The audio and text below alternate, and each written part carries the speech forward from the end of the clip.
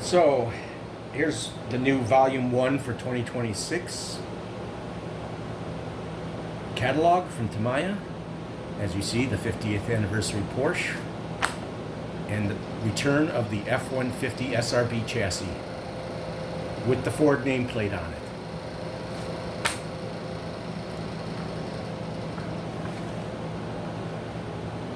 An interesting thing about this car back in the 50 years ago when they made it for racing, it had 485 horsepower in its six-cylinder, in its flat boxer engine. I was disappointed that they didn't bring back the 12 scale 959 for the 50th, but you know, that may happen towards Christmas for what we know. But I do like that they made this chassis very realistic compared to the vehicle that it sits on it. I don't know how many of you have on this. I think there's 10,000 that they made of it. I don't know if all of them are accounted for because there is 6 zeros, or it may stop at 9,999. I am not quite sure. I think it stops at 10,000. I could be wrong. So as you see, the engine or the motor, like in the real vehicle, would be way in the back like that because it's a rear engine car, not a mid-engine rear, or not a front engine, and not a front engine mid, or not a mid front, a mid rear. They say that they made it very realistic compared to what the car actually looked like. It had trailing arm suspension back in the day, in its race form, I guess. It's too bad they never put this car for street use with that much horsepower in it, because they just started getting over 500, 600 horsepower in the 911 these days. The 485 50 years ago, that's pretty impressive for this six-cylinder. And it has TRF shocks, front and rear. You can get the wider rear tires like it should have as an option on it. I would like to one day, when I put it together, get those rear tires and rims to work the way to look the way it's supposed to back in the day. They say it changes. They did that because they think these tires made it drive better. I mean, I assume they did testing on how it drove, but people want that realism of the actual car's tires and rims. Here is the M4 GT3 BMW. I do love the color scheme on it. It's all decal. I think the car has to be painted white entirely. It's a new body. Technically, I think this should be on a BT01 chassis, or they should have made a brand new rear-wheel drive chassis for all the reissued BMWs because they're rear-wheel drive. Now, if this was the street version of the M4, you can have it on an all-wheel drive chassis because that had an option for an all-wheel drive chassis from BMW. But racing, these would be rear-wheel drive. So, I mean, you'd have to get the BT01 to get it to be proper drivetrain for this, but there's a lot of issues with the BT01, and you'd have to get a lot of hop-ups to make sure you get all the slop out as best you can out of it. A lot of people hated this M3 and M4 front end because they didn't like the beaver teeth. I have no problem with it, but most people have a problem with the beaver teeth. I think it's a good-looking car. They had to distinguish it against the other BMWs that were in the lineup when this car is out. This Sport Evo was their first M3 they ever made. It wasn't very powerful. I think it had 192, 194 horsepower, but it handled like a rail, and people loved the driving dynamics of it. It wasn't a very fast car. So a lot of people like that body style too. It started in the late 80s.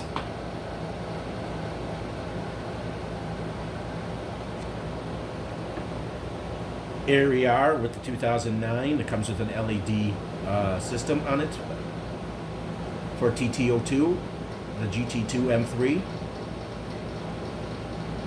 And then they have the 318i STW from 1995 here. A lot of the cars, except for the Jägermeister, are all white cars with good decals. As you see, they brought back the Mini Cooper Rally 1994 on an M05 chassis. They should never have gotten rid of this chassis. I'm glad they didn't put it on the MB01. They did put the other one on the MB01, but the Rally one has more hard plastic on the body for the Lexan, like the original, the M01 that I had years ago. I mean, you'd also have to get all the hop-ups for the MB01 to get rid of all the slop on it, too. I mean, they need to fix this problem and give it all the parts that stop it from being like that from now on with this chassis, to make the slop go away as best they can. Or make an MB01 or a BT0 or MB02 or a BT02 which fixes the slop.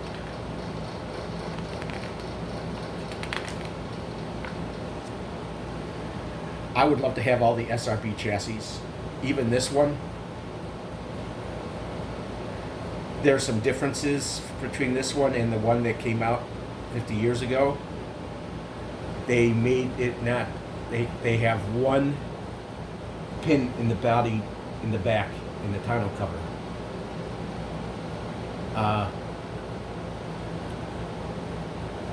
And it's pretty much got a new front holding for the hood to hold the car, to try to limit the body posts on it. And they added more details like mirrors and wipers that are plastic, hard plastic. I think the color is a little different than the original too, and the decal color. But people were wanting this to come back too.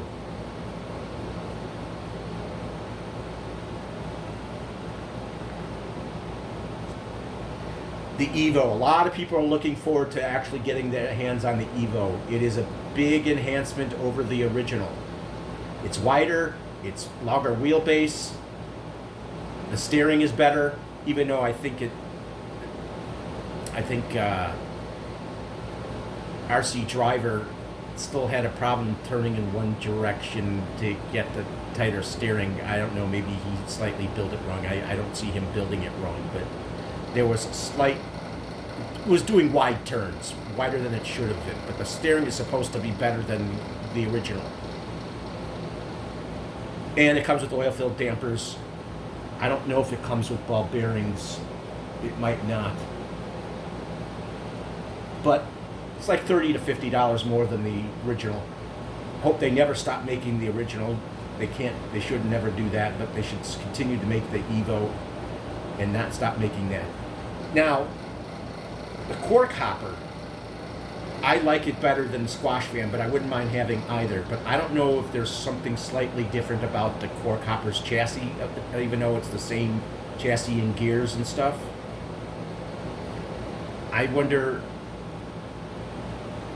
it should be less top heavy than the squash fan.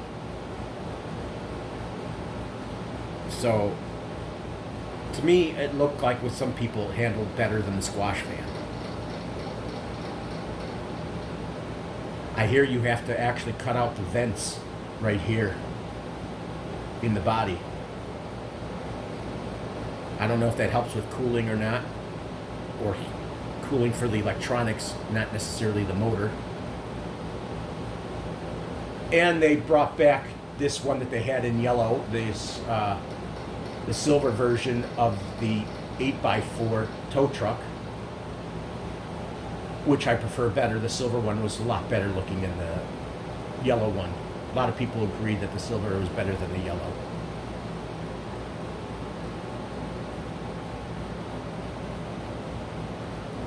But they really, Tamiya should actually make these 8x8s and 6x6s and 4x4s. They really should. They already cost a lot, so what's a couple of more axles and drive shafts? And they should have more, as scale as they are, but they should have more parts that open up on it, you know, doors on the cab and everything like that. Wherever there should be doors, they should have it where they open up. I mean, they already a lot of money as it is. I don't know how much more it would cost to do that, to put more detail into parts that move on it. With all their trucks. See, there's the yellow one. The silver one's better looking.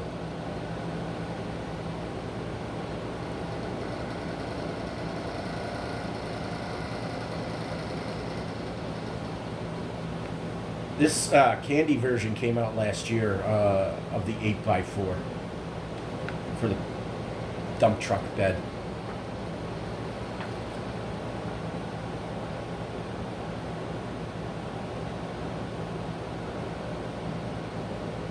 Hop-ups.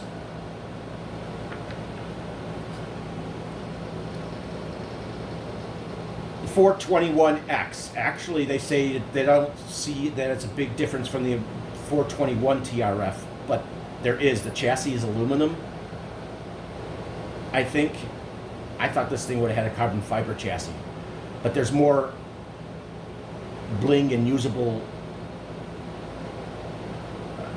stuff on here for better handling and stuff on it. So it is slightly different in a lot of departments of this car. The 421X. I hear this thing is like almost $1,000, but it's race worthy. It's got a lot of bling. A lot of people like these. I don't know if they had a Zaxbyte a while ago, but I swear it had a different livery on it. They've had 3 of these in the last 10 years with the Capri.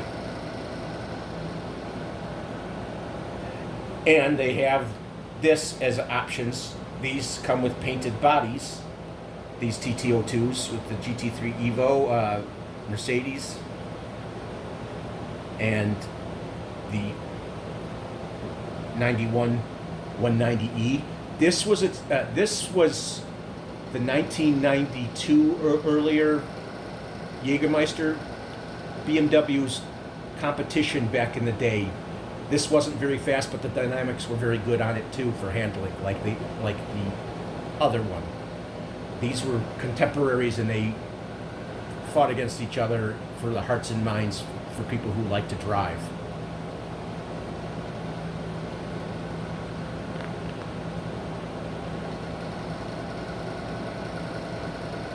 Some new tanks. They have a new steering system in this Sherman 105 howitzer M4.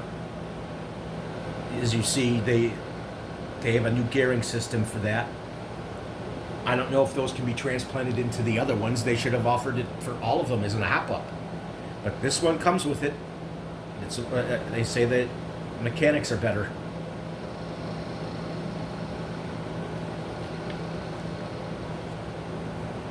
As you see, there's still the TD4 and the TD2, and we still got the DT02 and the DF03, and we still got comical Hotshot GF01.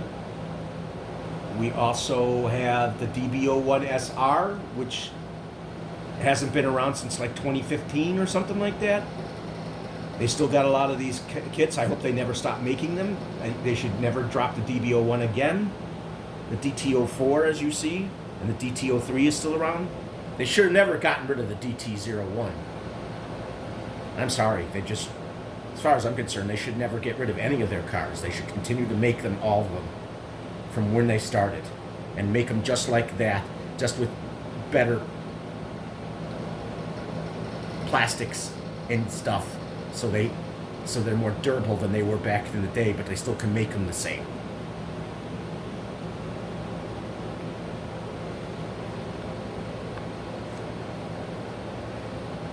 It seems that they've dropped the Super Hot Shot. I thought that wasn't a limited production car. As I see here in the pictures and buggies, they don't have them. They do have the Hot Shot 2 in the original Hot Shot. I can't believe they all of a sudden out of the blue just dropped the other one when it wasn't a limited edition. The Avante is a limited edition. This Avante is a limited edition. This Egress is a limited edition. The Super Astute is a limited edition. The limited edition Black Grasshopper, which I would have liked. I would even like this funky one. The Jun Watanabe one.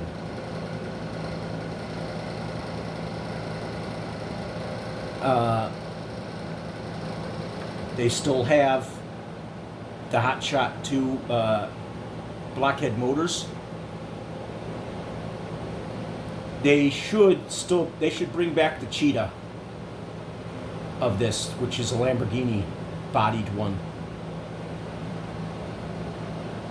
I mean, look at all the limited edition ones. This is limited edition, this is a limited edition. They should never make these limited edition. They should continue to make them.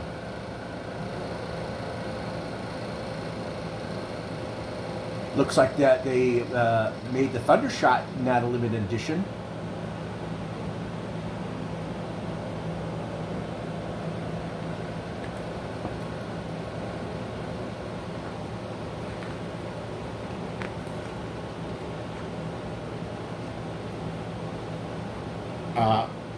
They should have never stopped making the CC01.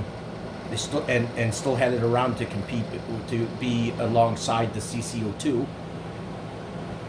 See, what I don't like about the bodies that are on the CC02 is that realistically, most of them, except for this and this, have a live front axle on it.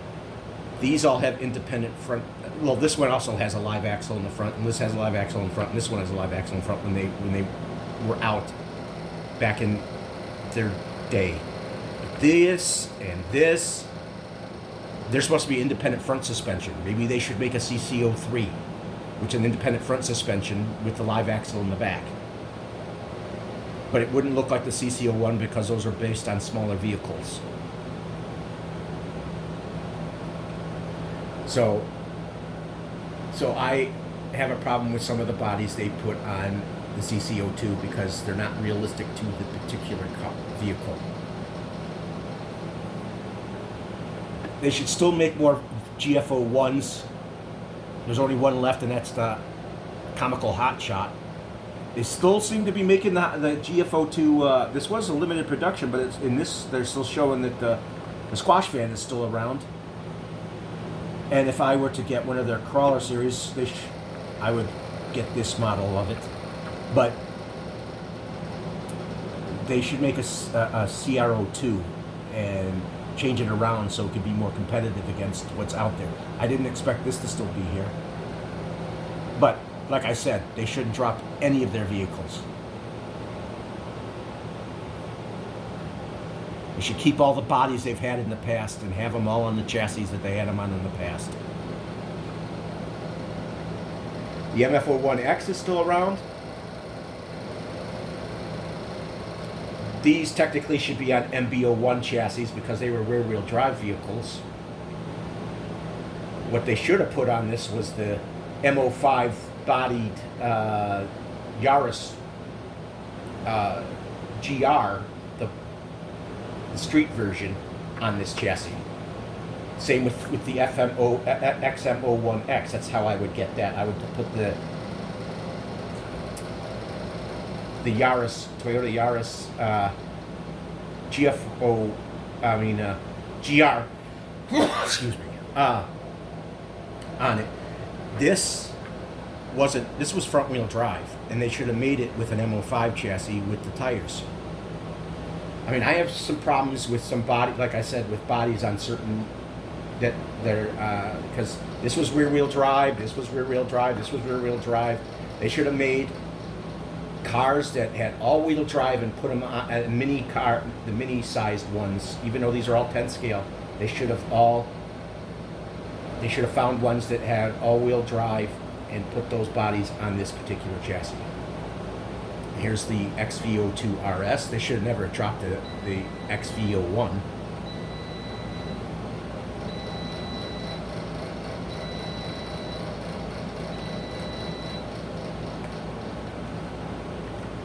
Here's the BT01. I love the premise of the MB01 and the BT01, but they need to sell it with all the parts that stop the slop as best they can on it when they sell them. They should do that. I thought this was limited. It is limited production, but they still show it here, and this is limited production too, this Porsche. This Porsche here could technically, this Porsche body could technically be put on the 50th anniversary. This is limited edition, the Peugeot. They only put 2 different bodies on the TC01. They need to do more with this. They even need to make it into a rally version chassis of it. Call it the TC01R. The TAO Pro, TAO8 Pro, and the TT02 type SRX, and then there's the S, which is slightly, comes with better options on it than the original, just the standard TT02.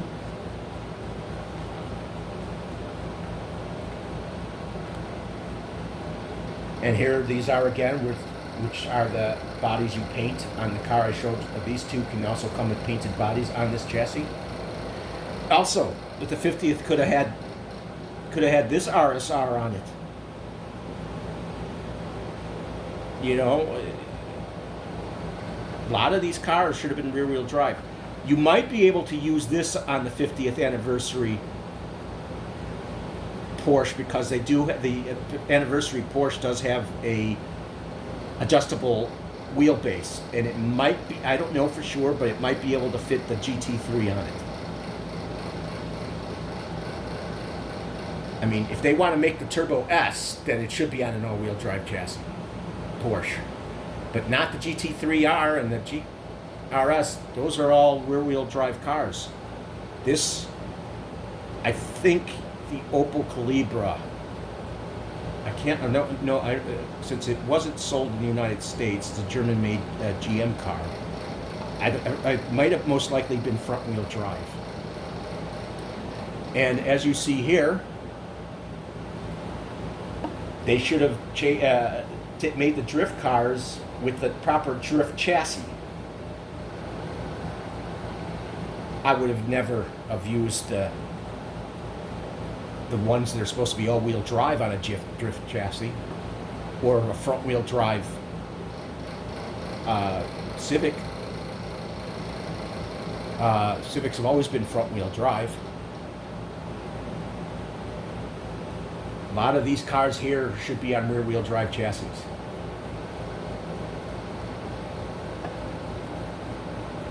I mean, they should probably make more rear-wheel drive chassis to go with the bodies, which would make it more realistic chassis for the bodies, and have the all-wheel drive ones with it, with those bodies on it. Sometimes I don't understand them. They were always known for their scale realism. They should have put that into the proper body on the proper chassis. That's how I've always felt. I love Tamiya. They're my favorite. Then Kyosho.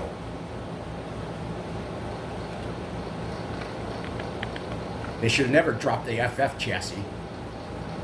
The FF01 to FF04. And then you got the concept chassis, the MO5, and then the MO6 is still around, and this is a limited production, the WR02C, the Honda City Turbo. I always like the tires on this thing.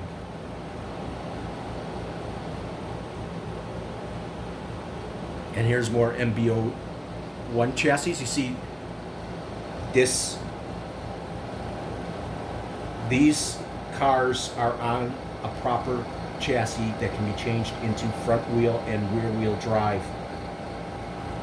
These bodies can be put on an actual rear wheel drive car with the MBO1, as we all know. And here's the M08 concept chassis.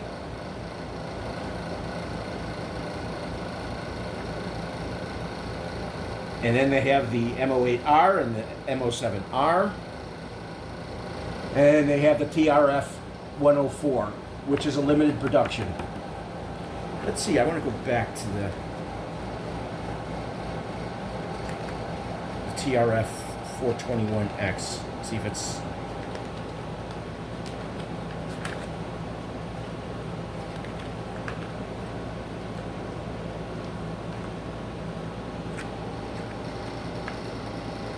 I want to go back and see something here.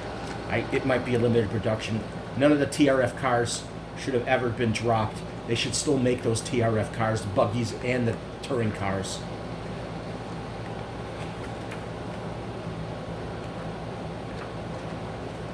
They should have all the trim levels. Yeah, it's a limited production.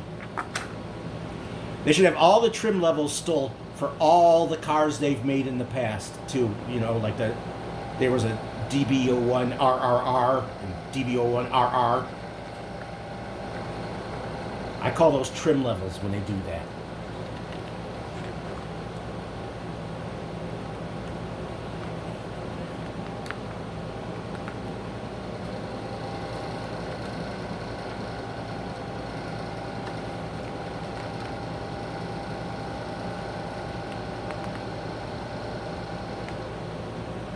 And that is it. Hope to get a lot of views and people tell me what they think of what I said. A lot of people like me describing things, and I try to do my best on that. Thanks for joining me. Do what you gotta do with giving me props up if you want. So I hope you enjoyed this. Bye.